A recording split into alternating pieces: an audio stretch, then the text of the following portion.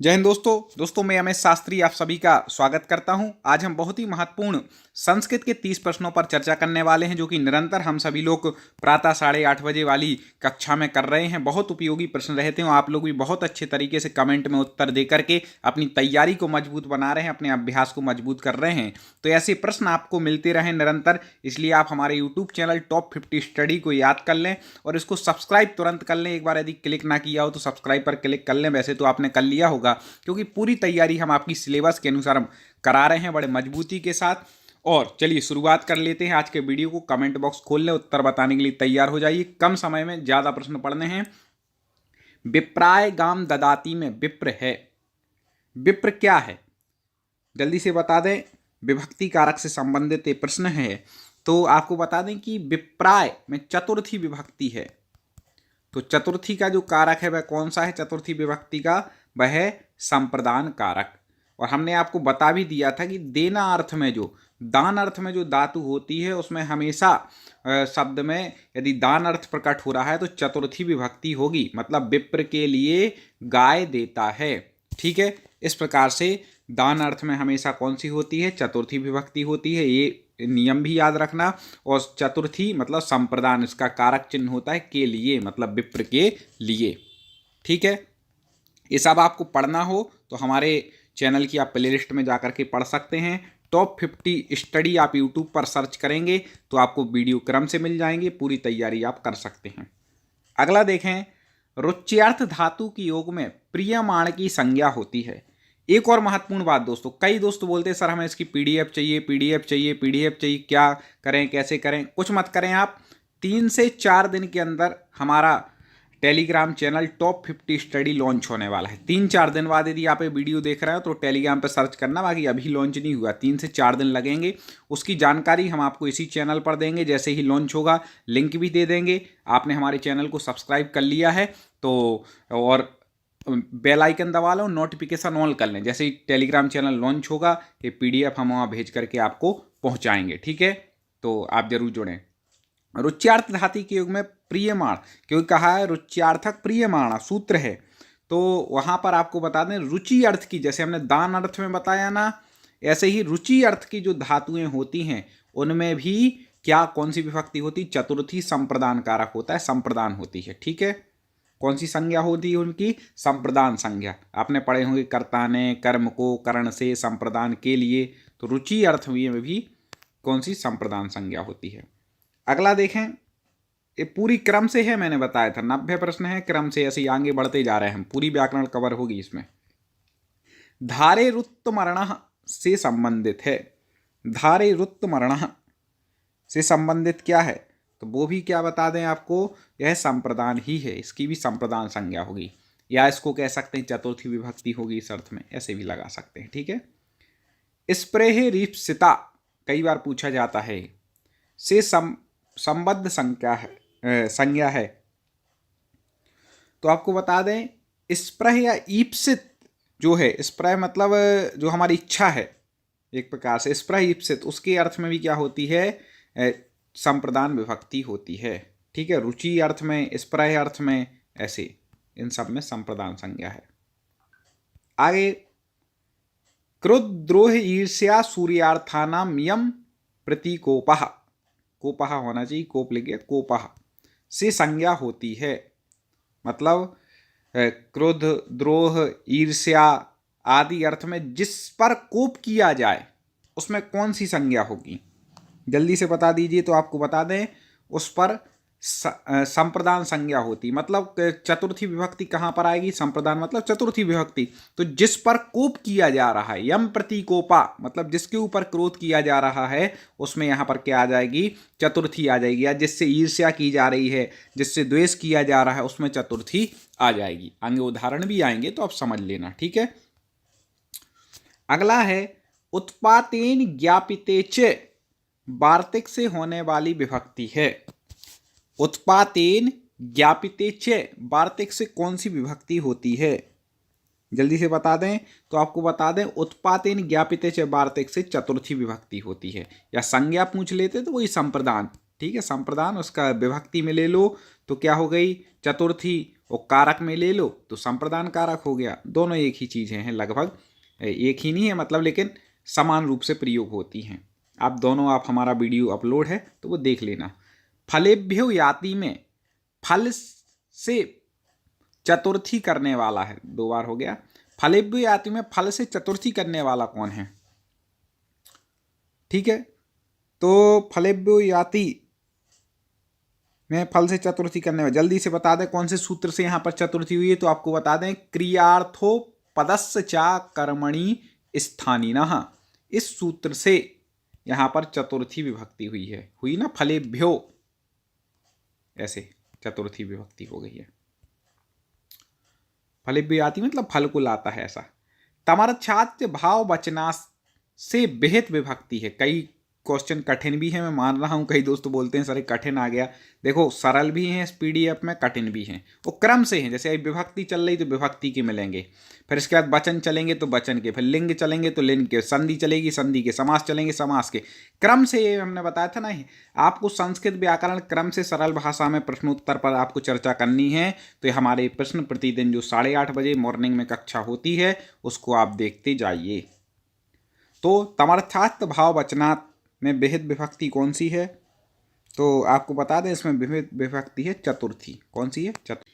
अगला प्रश्न है, इसको वेरी वेरी IMP लगा लेना अभी से। आपको बता दें क्यों है, स्वाहा के योग में प्रयुक्त विभक्ति कौन सी है? कई बार पूछा गया, कई परीक्षाओं में पूछा गया प्रश्न है, तो एक याद रखिएगा, नमः, स्वस्ति, स्वाहा, वसट, इन सब के योग में चतुर्थी विभक्ति होती है। कौन सी होती है दोस्तों?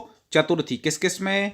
नमः, स्वस्ति, स्वाहा, बसठ, इन सब के योग में चतुर्थी विभक्ति होती है। इस बात को हमें याद रखना है। जैसे अपन बोलते ना, देवाय नमः, देवाय चतुर्थी हो गई, ठीक है। इस प्रकार से गुरुवे नमः ऐसे बोलते हैं ना, मतलब। और जिनेन्द्राय स्वस्ति, स्वस्ति के योग में भी कौन सी होती है? चतुर्थी होती है। बसठ के योग में भी, तो इन सब में क्या होती है? चतुर्थी विभक्ति होती है, याद रखिएगा। स्वाहा, नमः, इन सब के योग में। आगे है, अपाय अर्थ में ध्रुव की संज्ञा होती है, ठीक है। कौन सी विभक्ति होती है अपाय अर्थ में ध्रुव की संज्ञा? तो आपको बता दें, पंचमी में होती है, ठीक है, पंचमी में। आगे देख लिए, ग्रामादायाति में ग्राम की अपादान संज्ञा विधायक है। अपादान संज्ञा हुई है यहाँ पर, क्योंकि ग्रामादायाति में इसका अपन तोड़ दें तो ग्रामात और आयाति हो जाएगा, तो ता का हो गया दा व्यंजन संधि से, तो क्या बन गया इसका, अपन मिला करके ग्रामात दायति। ये अपन ने देख लिया।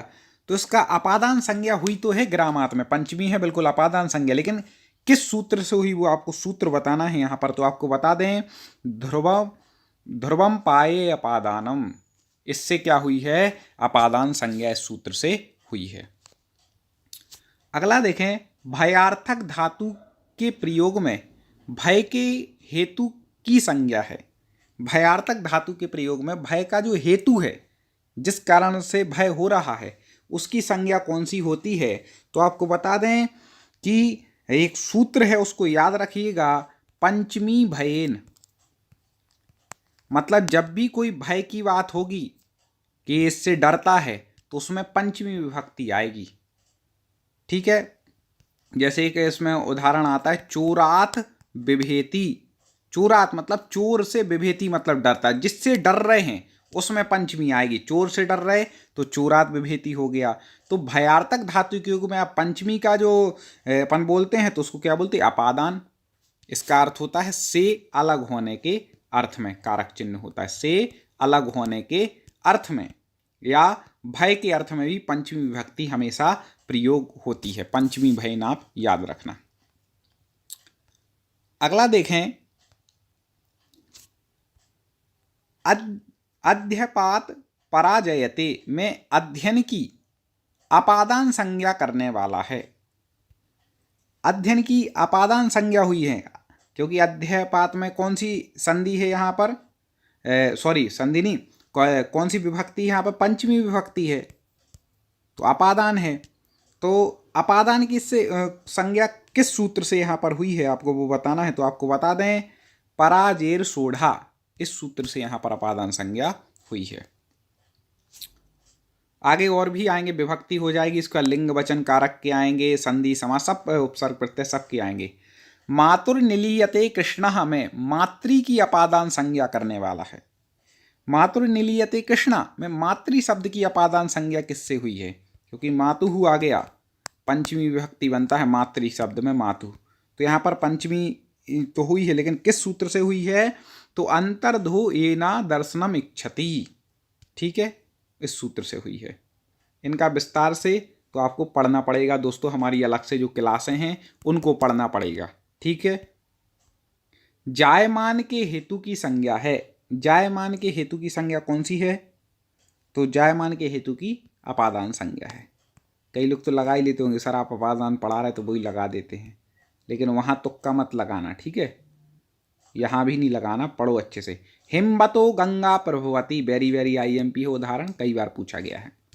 मतलब हिमवतो मतलब हिमालय से, गंगा प्रभवती मतलब गंगा निकलती है। ये पंचमी का प्रमुख उदाहरण है जो सबसे ज़्यादा पूछा जाता है, ठीक है।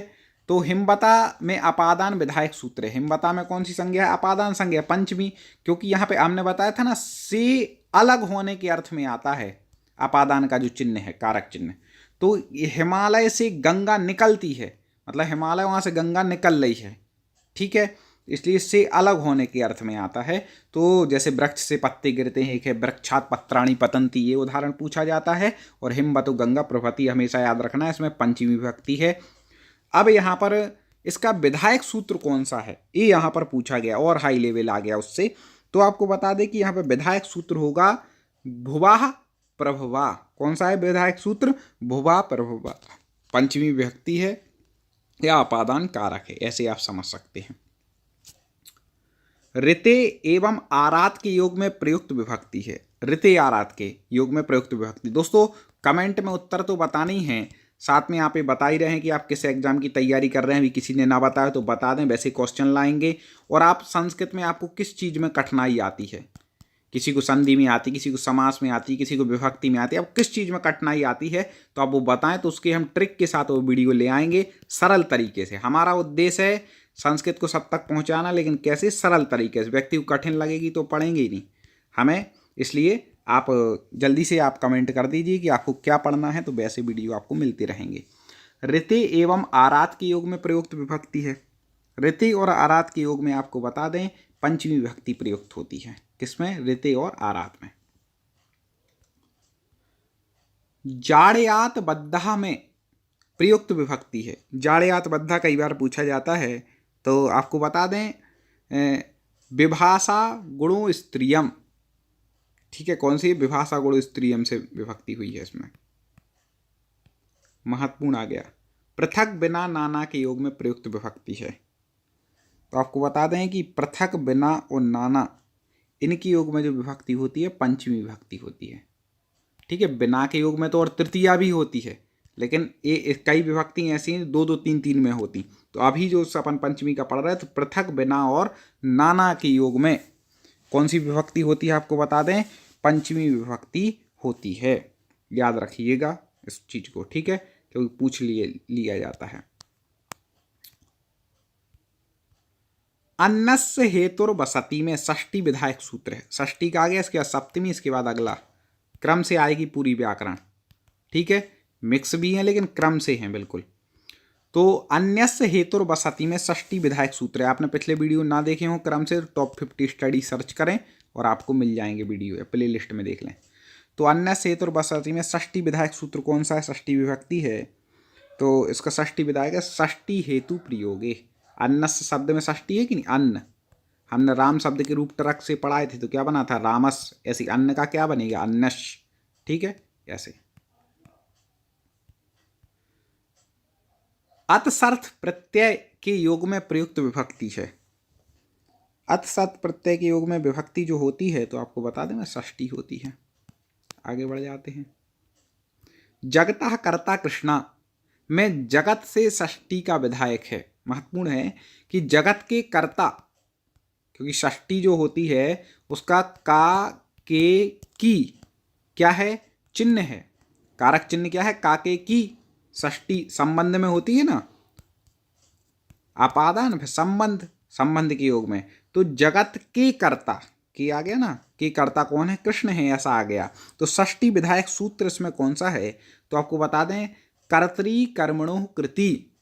यहाँ पर कर्ता आ गया ना, और सूत्र में भी है कर्तरी कर्मणो कृति। जब कुछ समझ में नहीं आए तो जैसे इंग्लिश में अपन पहले क्या करते थे बचपन में कि उसके आ गया भाई निबंध लिखो, तो कई लोग उसमें समरी आती थी गद्यांश पद्यांश, उसी में से टीप करके और निबंध में जोड़ देते थे लाइन, ऐसा करते थे कई लोग जिन पे इंग्लिश अच्छी नहीं आती थी। ऐसी संस्कृत में वो शब्द देख लेते, ये इसमें भी करती है, इसमें भी करता, हाँ भाई यही। तो ये तुक्का हमेशा काम में नहीं आता है, अब अपन बड़े हो गए इसलिए पढ़ना है, ठीक है। फिर भी नब कछु ना बने तो ये तो लगा ही देना भैया, क्या करें। तो कर्तरी कर्मणो कृति, ये तो कर्तरी मतलब कर्ता, तो कर्ता, ठीक है। तो जगता कर्ता, तो कर्तरी कर्मणो कृति का विधायक सूत्र है इसका। आधार की संज्ञा है, आधार की संज्ञा, तो सूत्र आता है अधिकरणम आधारम। हमने ऐसा बोल दिया है, सीधा समझ लो, आधारोधिकरणम, मूल सूत्र ही है, आधारोधिकरणम मतलब आधार की अधिकरण संज्ञा है। सूत्र क्या है, आधारोधिकरणम, ठीक है। इतना याद रखिएगा, आपके काम में आ जाएगा। कटे आस्ते, यह कैसा आधार है, तो आपको बता दें कटे आस्ते यह औपश्लेषिक आधार है। इनको विस्तार से आपको पढ़ना है तो फिर चैनल से आप जुड़ जाइए, अलग अलग हम वीडियो लाते हैं, पढ़ते जाइए। अभिव्यापक अधिकरण है, अभिव्यापक अधिकरण कौन सा है, तो आपको बता दें सर्वस्सिन्नात्मस्ति, ये क्या है, अभिव्यापक अधिकरण है। अगला है चर्मणि दूपिनम हंति में चर्मन में सप्तमी विधायक सूत्र कौन सा है, तो आपको बता दें वह है निमित्तात्, ठीक है, ये सूत्र है सप्तमी विधायक। गोसु दह्यमानासु गतः में सप्तमी विधायक सूत्र है। गोसु दुह्यमानासु गतः में सप्तमी विभक्ति होती है, तो उसका विधायक सूत्र कौन सा है, तो आपको बता दें यस्य च भावेन भाव लक्षणम, यस्य च भावेन भाव लक्षणम, ये है, बस अब होने वाली है विभक्ति। रुदति प्रावराजित में सप्तमी विधायक है, इसमें सप्तमी विभक्ति होती है, तो इसको आपको बता दें षष्ठी चानादरे, ये सप्तमी विधायक है, रुदति प्रावाजित उदाहरण में। अब आगे देखें, नया चैप्टर शुरू हो गया, इसे क्रम से आपको मिलेंगे पूरी संस्कृत व्याकरण कंप्लीट। संस्कृत व्याकरण में वाच्यों की संख्या कितनी है, तो आपको बता दें संस्कृत व्याकरण में जो वाच्य होते हैं कर्तृवाच्य, कर्मवाच्य और भाववाच्य, ठीक है, 3 वाच्य टोटल संस्कृत में होते हैं, याद रखिएगा, इनको विस्तार से ही पढ़ाएंगे। दोस्तों अभी तक यदि आपने सब्सक्राइब ना किया हो तो तुरंत क्लिक कर लेना, पहला काम। दूसरा, तुरंत एक बार लाइक मार दें, वीडियो को फटाक से लाइक कर दें। इतना काम तो आपको करना है कि लाइक करना है और कम से कम अपने 3 मित्रों को शेयर करना है। आप 3 व्हाट्सएप ग्रुपों में करें या टेलीग्राम में या फिर फेसबुक पे, लेकिन अपने जोड़ना है लोगों को ज़्यादा से ज़्यादा और संस्कृत की तैयारी को मजबूत बनाना है। जितने ज़्यादा लोग जोड़ेंगे उतने उत्साह के साथ हम और ऐसे वीडियो आपके लिए लाएंगे, ठीक है। तो कर्तृवाच्य में क्रिया किसका बोधन करती है, तो आपको बता दें वाच्य संबंधित प्रश्न आ गए, तो कर्तृवाच्य, कर्तृ मतलब कर्ता, अभी हमने बताया था कर्तृ कर्ता, यहाँ देख लो।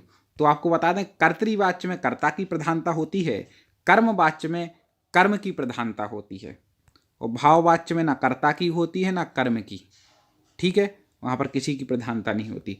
कर्तृवाच्य में कर्ता की, कर्मवाच्य में कर्म की। यहाँ कर्ती पूछा तो कर्ता इसका सही उत्तर हो जाएगा, ठीक है। दोस्तों वीडियो को तुरंत लाइक कर दें, हमें उम्मीद है कि ऐसे प्रश्न आप तक निरंतर लाएंगे। और जो मैंने बोला था कि कमेंट जरूर करें कि आपको संस्कृत में कौन सा विषय पढ़ना है या जो हम पढ़ाते हैं उससे संबंधित कोई क्वेश्चन हो तो कमेंट करते जाएं और वीडियो को लाइक और शेयर आप जरूर करेंगे और ऐसे ही जुड़े रहेंगे, तैयारी को मजबूत करेंगे। चलिए पुनः मुलाकात अपन करते हैं कल और आगे बढ़ते हैं। जय हिंद।